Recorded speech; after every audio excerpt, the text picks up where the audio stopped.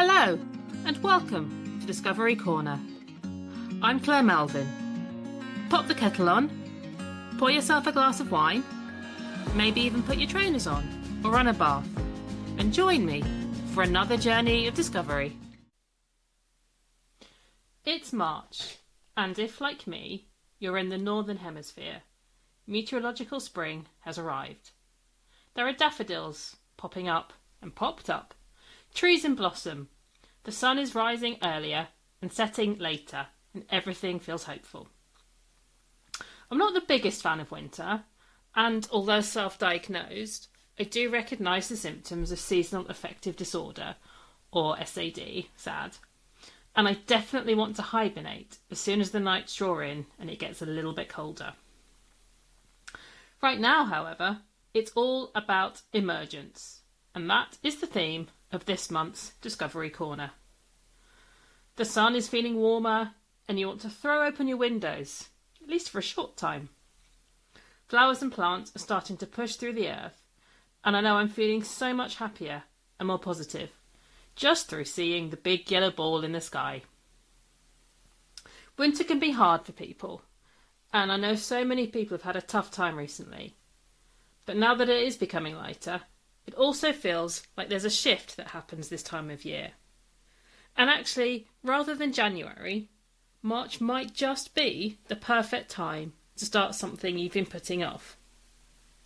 In fact, as Alan Cohen said, do not wait until the conditions are perfect to begin. Beginning makes the conditions perfect. Now, I don't know about you, but I don't believe that there is a right or a perfect time to do something.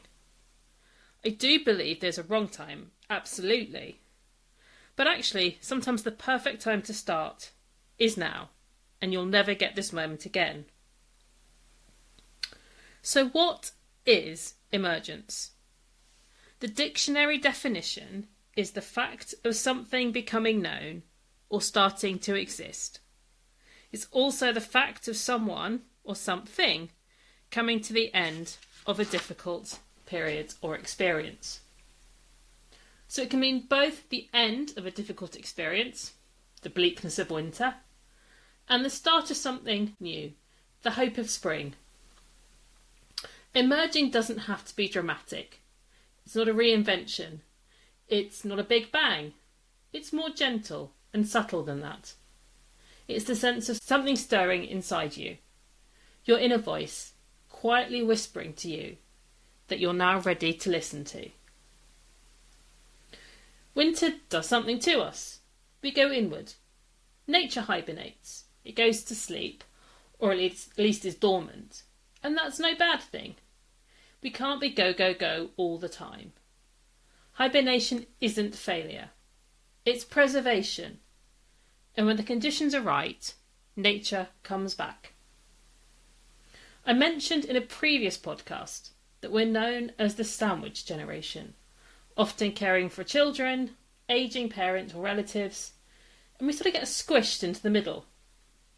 And then you add in perimenopause or menopause, and it's a surprise we actually hold it together as well as we do. We tend to put everyone's wants and needs before our own, when that's the nurturer inside of us, and our dreams, hopes and ideas are really just left on a shelf for another time. So my question to you is, what has been hibernating in you? It doesn't have to be a big thing. It could be a creative project, reading a book, decorating a room in your home, or perhaps you don't quite recognise the version of yourself that you see when you look in the mirror and you want to find her again. For me, it's probably a couple of things. So I sprained my ankle when I spent New Year in Berlin, and whilst it hasn't completely healed, it's definitely in a much better place, and I'm able to exercise again, which, for my mental health and sanity, as well as because I want to be able to move when I'm 70 and beyond, it's something that I need to do. And then the other, project I have, years ago, probably about 15 years ago, I acquired this beautiful Welsh dresser. And I painted it because I didn't really like it being very, very dark brown. Painted it again over time, moved house, painted it again, painted it again. And then when I moved into my current house nearly 18 months ago, I just thought, I can't paint it one more time. I'll take the paint off, I'll strip it, sand it, and repaint it. You know, you watch a few YouTube videos, it looks like a really easy thing. It's not. So I managed to more or less strip the paint off, and then I was going to sand it, and it's very much an outside job, and the weather started to turn. I thought, I'm not doing this in the winter. I'll pick it up in the spring. And of course we had spring last year, and then summer, and then autumn, and the nice days were too nice to do this, and the horrible days, I'm not going to do it outside if it's raining, clearly. And it's about 18 months on, I still haven't done it. It's sat in my dining room. Can't use it because it's just a half-stripped piece of furniture. So that is definitely a project. And I will do it. And I will let you know when it's done. So back to emergence. So for emergence, you're not reinventing yourself. You're not changing anything about you. You can if you want to. But this isn't that. It's becoming who you really are. Who you've always been. Yes, you're still going to be a wife, a mother, daughter, sister, friend, partner, employer, employee, manager, whatever labels or whatever it is that you are. But this is your time to put your focus back on you. To be the leading lady in your own life, and not just a bit player or someone who's behind the scenes. I'd like to ask you a few questions. You don't have to answer them out loud, just sit with them. And if you feel like it, jot a few things down. There's no wrong or right answer, and you're not a failure if this brings up something for you. It means that there is something inside, and you can do something about it. So question 1. When was the last time that you did something just because you wanted to? Question 2. Is there a version of yourself from earlier in your life that you miss? And whilst I'm thinking of that version when you had a spark and were fearless, it's whoever she was to you. And then thirdly, what have you stopped doing, quietly or not, that used to light you up? Now, if that final question is, I used to play sport, but my body is letting me down, what could you use instead? So maybe you're not after the adrenaline rush anymore, but the camaraderie of being around other people. Now you can either press pause on this, go and do it now, really think about your answers and then come back to this, or come back at a later stage and think about it. And if you're someone who journals, likes writing things down, and I'll admit, I find journaling really difficult. And I love the idea, just not so keen on the reality. It's a great exercise to do. And also this is, a great way to show that not everything works for everyone. I see so many coaches and so many people say, journal, journal, journal. And I just don't get on with it. But there are other things I do instead. So it's finding what works for you. But all of these things that I've just asked you about, the things that we no longer do, the earlier versions of ourselves who lit us up, they're still there. They're still in us. They're just buried under who we've become. They're hibernating, just waiting for the conditions when they can emerge. But that's not all they are. They're an accumulation of unlived things. They could be the holiday you didn't go on, the TV show you've been meaning to watch but you just haven't quite gotten round to, the creative project you bought all the supplies for but haven't started, the unfinished dresser that you're trying to strip and repaint. I could go on, but I'm sure you know what I mean. You have that thing, or even those things. And it's that thing that we keep saying we'll do. We'll start it next week, or next month, when the weather's better. when it isn't. And, you know, I think this is one of the reasons that midlife feels so heavy. It's so hard. We're tired. We're doing so many things for everyone else, and our hormones are going crazy. Our bodies may not be as forgiving as they once were. You know, who else remembers drinking all night with no hangover? I'm sure we all did that. And we're also carrying our unfulfilled dreams with us. Maybe you've put them in a metaphorical bag and you're carrying that around with you, with all the other real bags you're actually carrying. And it's tough. So if we know there's something inside of us, some embers that are still burning quietly, why don't we begin? Why don't we put all our bags down, unpack the ones that we really want to, and, in the immortal words of Nike, just do it? Well, as I alluded to a moment ago, it's because honestly, I think we're waiting. We're waiting for that right time, for the kids to grow up, to be a little bit older, for work to ease up, to have more of something, or just because we think there's a future version of ourselves that has all her shit together and she'll do it. So we're just waiting for her to come along. But here's the thing. There won't be a perfect time. I've already shared a great quote about timing, and I'm going to share another one actually. So Martin Luther King Jr. said, "Take the first step in faith. You don't have to see the whole staircase. Just take the first step."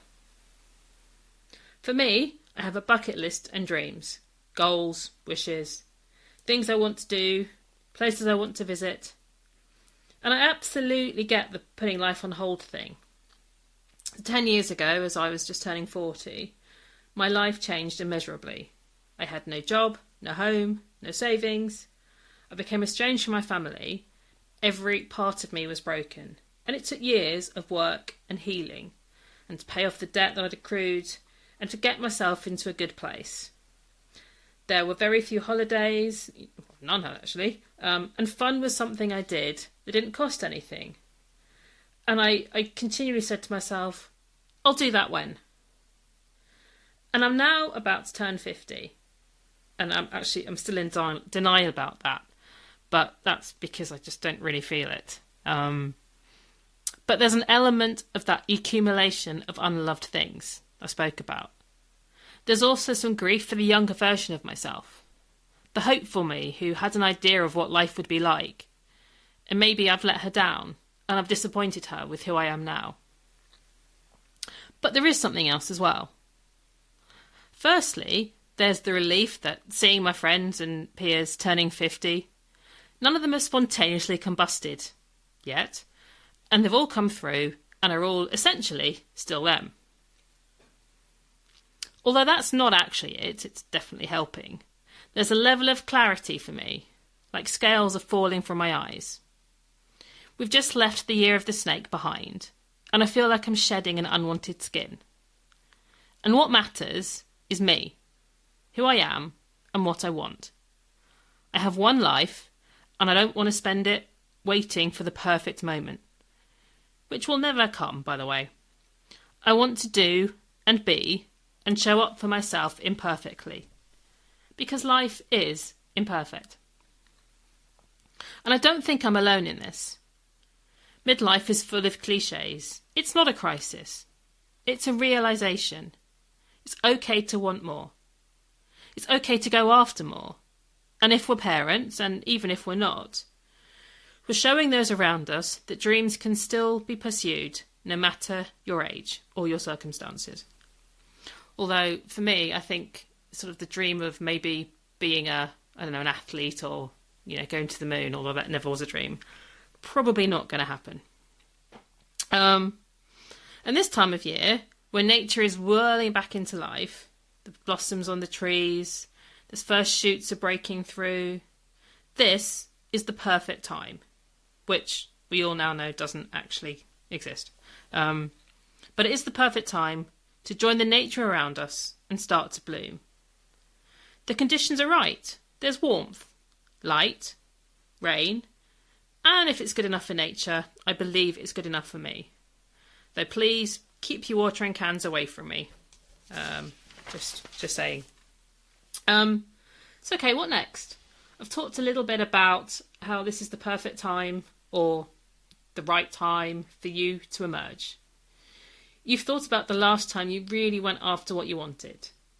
You're hopefully now feeling a little bit inspired, or a lot inspired. And I don't want this podcast to end and this feeling inside of you to just die or just become little embers that don't really go anywhere. Your green shoots need to be nurtured and taken care of. As I said earlier, this doesn't have to be a monumental change. You're not going to quit your job and become a yoga instructor. Though if that's what your dream is, absolutely go for it. And if you look outside, spring comes to life gradually. It releases the shackles of winter slowly. You don't go to bed one night and the next morning all your spring bulbs have flowered and they've all popped up. It still takes time. First of all, you need the shift and for the external factors to be on your side. And then it's up to you and the magic happens. So this week, I'd love for you to do one thing. Think about what keeps coming back to you. The idea that keeps coming back to you. Pops up in the shower, or maybe when you're out for a walk. And because it keeps coming back to you, it isn't a coincidence. It's a sign. And that thing, write it down. And that's it. You don't need to act on it. You just need to acknowledge that it's there. Give it a name, and give it a place to live that isn't inside your head. Now you might be listening to this and thinking, Claire, this is all well and good. I don't have anything. There's no sign, there's no shoots, there's no embers. And I don't even have the space or the time to think about this or think about what I want. And if that resonates, I want you to know that I see you. And you're not on your own. And if this feels overwhelming and you have no idea where to start with you. Make yourself a cup of tea. Do one nice thing just for you. Because maybe that's your thing. Your thing is that you're everything to everyone else, but not to yourself. So be everything for you too. Even if it's just for 5 minutes. Even if it's just for 2 minutes. Because you're important, you're special, and you deserve everything. And so maybe you write me down. And if nothing else, I want to give you permission today. The permission to think about yourself. The permission to want things. The permission to stop accumulating unlived things. And that they deserve a chance. You deserve a chance. And you don't need to have it all figured out. As Martin Luther King Jr. said, you don't have to see the whole staircase. Just take the first step. So we're coming to the end of our time together. And I've talked about emerging. And it isn't dramatic. It's not a reinvention. It's a realisation. It's becoming who you really are. It's noticing the light and the warmth are returning. And you're waking up from a slumber. From a hibernation. And if you think about it, what happens after a bear wakes up from its hibernation? It takes time to build its strength back up. It goes in search of food and water. Maybe growls a bit. But it puts one foot, or paw, in front of the other and cautiously emerges from its little cave or its den. It knows now that the conditions are pretty good and it can go and be a wild bear again. And if you like that analogy, channel your inner bear. What kind of bear are you? What colour are you? And what are your first steps? Maybe it is to go and find food. But you don't have to forage because you're not an actual bear. And maybe right now you don't have all the answers. And you know what? That's okay. None of us do. So just start asking questions and that's where the magic will come from. So thank you for spending your time with me today. If this has stirred something inside of you, maybe it's a bear or maybe it's another animal altogether, I'd love to hear about it. Come over and find me on Instagram or Facebook, and I'm at Claire Melvin Coaching. And if you'd like to go into a bit deeper or into more detail on any of this, then you know where I am. So until next time, goodbye and grrr. Thank you for spending your time with me today. Look after yourself, and I'll see you again soon. Stay curious and keep discovering.